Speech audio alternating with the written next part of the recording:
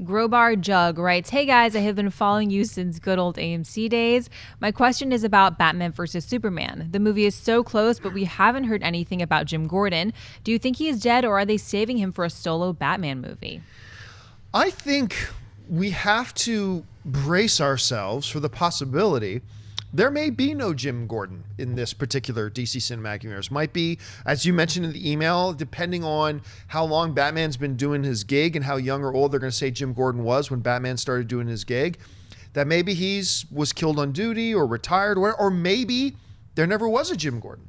Because when you think about the whole system that's sitting up now, and you look at the marketing campaign, it is pretty clear we're not going to get a Jim Gordon. But even if there is a Jim Gordon in this DC Cinematic Universe, it makes sense that there would be no Jim Gordon in Batman v Superman. It looks like most of this movie is going to take place in Metropolis. It's going to probably take place on Superman's home turf. It's about Batman and Superman. We don't need to add even more characters to it. So I'm not surprised he's not there. I think it's appropriate that he's not there. As far as how they'll use him moving forward, if I had to put money on it, I say we'll get a Jim Gordon in the standalone Batman movies, but probably not before. That's just my thought on it. Schnepp, what do you think? Yeah, I agree. I mean, we'll see Jim Gordon in the Batman with Ben Affleck, and it'll be obviously before he retired, because they're saying he's coming out of retirement to deal with Superman, or he's like left the biz for a while of vigilantism. So I think, yeah, Jim Gordon is not going to exist in this film. Whether he's dead or retired, we'll find out.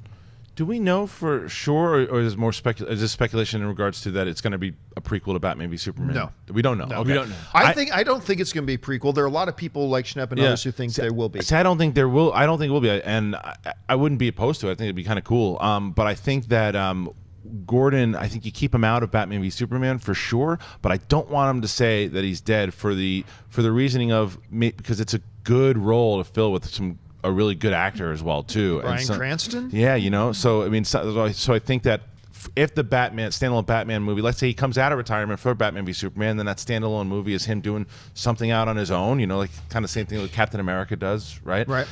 You need a Gordon in there, I think. So regardless whether it's a prequel or not. So I don't think you mentioned that he's dead. You just you don't mention him at all. Yeah. Or because Batman's going to be in Justice League. You know, it seems like the Batman of now is going to be pretty busy. So if they are doing the Batman standalone, it makes sense to go back into the past, and that's how you can delve into a lot of situations. Origin of the Joker, a lot of these other situations. How many years back would you go? I would go 10 years back. And you could probably still do that with Affleck. Because they grade him up for this film. It's very easy. He's young looking. So. Yeah.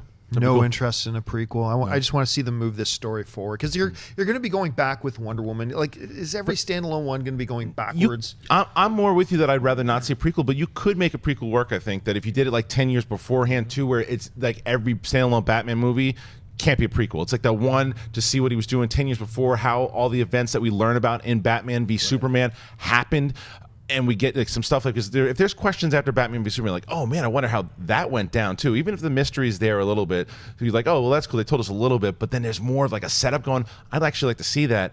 Then that sets that up, and then once we get further into, you figure there'd be 2 or 3 at least. Plus, it won't be a prequel after they're done. Like just like how kids nowadays watch 1, 2, 3, 4, 5, 6, and now 7 of Star Wars. Right. It's just we'll be seeing them out of order. But I think it's really important to establish the Batman before Superman and Wonder Woman and the Justice League all like get well known on planet Earth, because then it could just be like, Batman would be like, I got a problem, call in Superman. Right. Like everybody's lasered. It's like, especially because we have visions of Christian Bale as that Batman doing that stuff back then. We don't know Ben Affleck's Batman right now. We don't know him at all, but we won't know him as that Batman that wasn't retired. So it would be interesting. I still am kind of, I think, hoping that we get him after the events of Batman v Superman, but I certainly think that could be interesting.